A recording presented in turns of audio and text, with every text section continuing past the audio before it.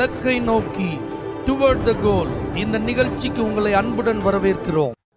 Praise the Lord. ஆண்டவராகிய இயேசு கிறிஸ்துவின் இனிய நாமத்தினாலே உங்கள் எல்லாருக்கும் அன்பின் வாழ்த்துக்கள்.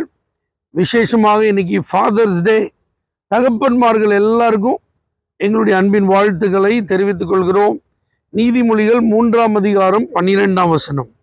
தகப்பன் தான் நேசிக்கிற புத்திரனை சிட்சிக்கிறது போல கர்த்தரும் எவனிடத்தில் அன்பு கூறுகிறாரோ அவனை சிட்சிக்கிறார். இப்ப தகப்பன்மார்கள் அவங்களுக்குன்னு சொல்லி கடமை இருக்கு. என்ன கடமை? தன் பிள்ளைகளிடத்தில் அவர்கள் எப்படி இருக்கணும்? அன்பா இருக்கணும், அவங்கள நேசிக்கணும். பொதுவாக அம்மாமார் வீட்டில் பிள்ளைகளிடத்தில் நல்ல அன்பு பாராட்டுவதும், தகப்பன்மார்கள் ரொம்ப எப்பொழுதுமே கண்டிப்பாக இருப்பது போலயே இருக்கிறது தான் நம்முடைய வழக்கத்தில் நம்ம பார்க்குற ஒன்றா இருக்கு. குழந்தைகளாக இருக்கும்போது ஆண் பிள்ளை பெண் பிள்ளைன்னு வரும்போது தகப்பன்மார் பெண் பிள்ளைகளுக்கும் தாய்மார்கள் ஆண் பிள்ளைகளுக்கும் அன்பு பாராட்டுறது, பட்சமாக இருக்கிறது, இதெல்லாம் நம்ம பார்த்துட்டு தான் இருக்கிறோம். ஆனால் நீங்கள் நல்லா கவனிங்க, தகப்பன்மார் கண்டிப்பாக உங்கள் பிள்ளைகளிடத்தில் நீங்கள் அன்பு பாராட்ட வேண்டும், நேரம் செலவு பண்ண வேண்டும். என்னதான் அம்மாமார் அவங்க மேலே அன்பாக இருந்து அவங்களுக்கு வேண்டியதெல்லாம் செஞ்சு கொடுத்தாலும் தகப்பன் தன் பிள்ளைகளிடத்தில் அன்பாக இருக்கும்போது அது நிச்சயம் அந்த பிள்ளைகளுக்கு ஆசீர்வாதமாக இருக்கும். தகப்பனிடத்திலிருந்து அவர்கள் கற்றுக்கொள்வது அது அவர்களுடைய எதிர்காலத்துக்கு நிச்சயம் பிரயோஜனமாக இருக்கும். ஆண்டவரும் பாருங்க, இந்த தகப்பன்மார்களுக்கு தன் பிள்ளைகளை வளர்க்க உபாகமத்தில் நீங்கள் வாசிச்சு பார்த்தீங்கன்னா பழைய ஏற்பாட்டு காலத்தில் அந்த பிள்ளைகளோடு உட்கார்ந்து பேசு அப்படின்றார், அவங்களுக்கு சொல்லி கொடு அப்படின்றார், அவங்களுக்கு நீ போதிக்கணும், நீ தான் கற்றுக் கொடுக்கணும், உன்னை அவங்க பார்த்து உன்னிடத்திலிருந்து அவங்க பழகணும் அப்படின்னு சொல்லி தகப்பன்மார்களுக்கு ஒரு பெரிய பொறுப்பையே தேவன் கொடுத்திருக்கிறார். அப்ப நாம நம்முடைய பிள்ளைகள் எப்படிலாம் இருக்கணும்னு நினைக்கிறோமோ அதற்கு எந்தெந்த விதத்துல நம்மால் அவர்களுக்கு உதவியா இருக்க முடியுமோ அந்த உதவியெல்லாம் செய்யறதுக்கு நல்ல அவர்கள் கூட நேரம் செலவு பண்ணி வேதாகமத்தை கற்றுக் கொடுப்போம், ஜெபத்தை கற்றுக் கொடுப்போம், ஒழுக்கத்தை கற்றுக் கொடுப்போம், தெய்வ பயத்தை கற்றுக் கொடுப்போம். சமுதாயத்தில் உள்ள காரியங்களெல்லாம் அவர்கள் அறிந்து கொள்ள அவர்களுக்கு உதவியா இருப்போம். அவர்களோடு ஒரு நல்ல நெருக்கமான ஒரு தொடர்பில் இருக்க ஆண்டவர் உதவி செய்வாரா. தகப்பன்மார் நீங்க உங்க பிள்ளைகளிடத்துல நல்ல நெருக்கமான அன்போடு இருப்பீங்க அப்படின்னா உங்க பிள்ளைகள் வாழ்க்கையில 3வது நபர்கள் அன்பு பாராட்டி அவர்களுடைய இருதயத்தை கவருவதற்கு வாய்ப்பு இருக்காது. அதே நேரத்தில் அன்பா இருக்கணும், செல்லம் கொடுக்கணும்னு சொல்லிட்டு பிள்ளைகளை ஒரேடியாக கெடுத்துடக்கூடாது. அவர்களை கண்டிக்க வேண்டிய விதத்தில் கண்டிக்க வேண்டிய நேரத்தில் கண்டிப்பதும் ரொம்ப அவசியம். அதுக்காக கண்டிப்பு அப்படின்னு வரும்போது கண்மூடித்தனமாக அடித்து உதைச்சி மிதித்து எதையாவது பண்ணிடக்கூடாது. ஞானமான முறையில் அதை டீல் பண்ணும். அது இப்போ உள்ள பிள்ளைகளெல்லாம் கண்டிப்பதற்கு நமக்கு விசேஷித்த கிருபை வேணும். அதனால தான் பைபிள் சொல்லுது, தகப்பன் தன் நேசிக்கிற புத்திரனை சிட்சி. நீங்கள் உங்கள் பிள்ளை மேலே உண்மையிலே அன்பாக இருந்தால் அவர்கள் தவறுகள் செய்யும்போது அதை கண்டும் காணாதவர்கள் போல என்ன செய்யக்கூடாது, இருக்கக்கூடாது. கண்டிப்பாக அதை நீங்கள் சரி செய்வதற்கு அவர்களுக்கு உதவி செய்யணும். கண்டிப்பதற்கு தண்டிப்பதற்கு அப்படின்னு மட்டும் கிடையாது, அவர்களை சரி செய்வதற்கு, அதிலிருந்து அவர்கள் விடுபடுவதற்கு, வெளியில் வருவதற்கு தகப்பன்மார் நீங்கள் என்ன செய்யணும்?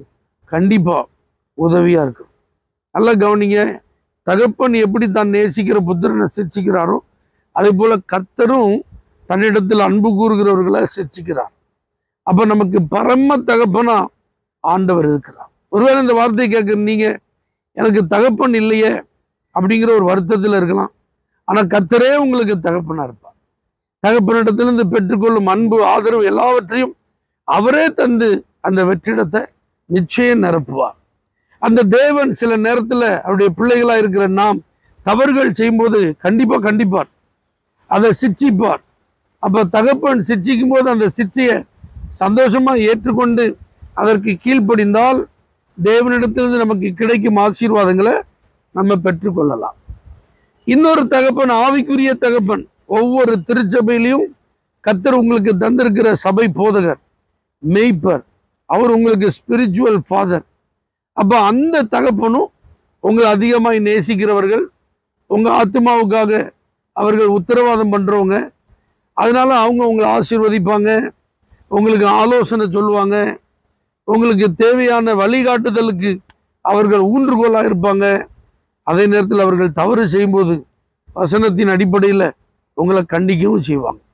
ஆகவே ஆவிக்குரிய தகப்பனிடத்திலிருந்து பெற்றுக்கொள்ளுகிற அன்பு முக்கியம், அரவணைப்பு முக்கியம், ஆலோசனைகள் முக்கியம்.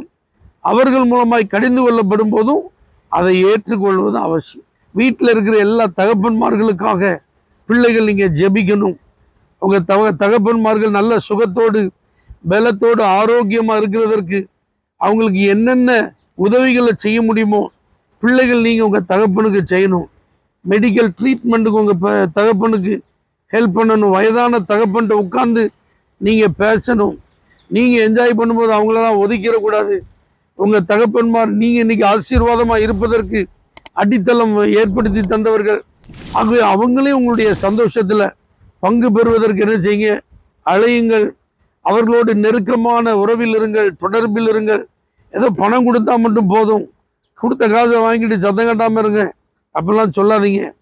கூடுமானால் உங்களோடு கூடவே வைத்து அவர்களை பாதுகாப்பதிலும் பராமரிப்பதிலும் அவர்களுக்கு உதவியாக இருப்பதிலும் அதிக கவனம் செலுத்துங்க. உங்கள் தகப்பனெல்லாம் நீங்கள் நேசித்து அவங்களுக்கு உதவி செய்தால் அது நிச்சயம் உங்கள் எதிர்காலத்துக்கு ஆசீர்வாதமாக இருக்கும்.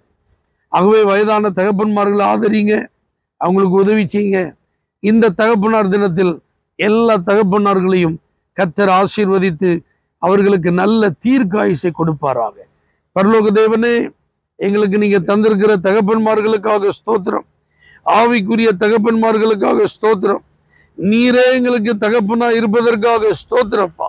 இதெல்லாம் நாங்கள் அனுபவித்து பெற்றுக்கொள்ள வேண்டிய ஆசீர்வாதங்களை பெற்றுக்கொள்ள கிருபைத்தார். எங்கள் தகப்பன்மார்களுக்கு நாங்கள் செய்ய வேண்டிய கடமைகளை செய்ய கர்த்தர் எங்களுக்கு உதவிச்சு அன்பின் நிமித்தம் அதை செய்ய கிருபைத்தார்.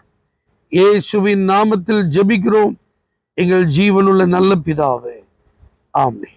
For prayer contact, Pastor J. J. Kumar, El Shaddai Ministries, 9500252586, Surandai.